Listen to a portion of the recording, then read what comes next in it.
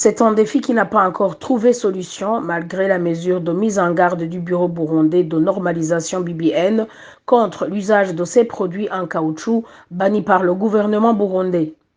En province de Makamba, la population apprécie positivement la mesure du gouvernement, mais ne trouve pas d'autres alternatives pour couper court avec l'utilisation de ces produits non biodégradables.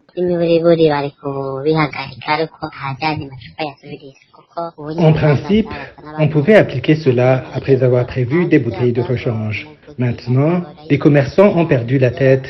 Ils ne voient pas comment ils vont continuer à travailler. Et lorsqu'ils disent aux consommateurs de se charger eux-mêmes des emballages, c'est une grosse erreur, car l'huile de palme qui est déjà emballée est facile à vendre, même pour un passager. Ce n'est pas fréquent, par exemple, pour un homme de quitter la maison avec une bouteille pour acheter de l'huile. Mais aujourd'hui, c'était facile. Ceci aura des conséquences et pour les commerçants et pour la taxe communale.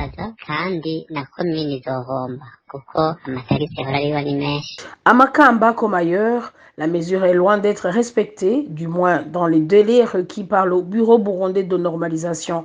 Nous nous sommes rendus au marché de Kayanza, là-bas, impossible de croire, selon les commerçants, qu'en date du 31 mars, soit dans 48 heures seulement, les emballages de substitution seraient déjà disponibles dans cette ville de Kayanza.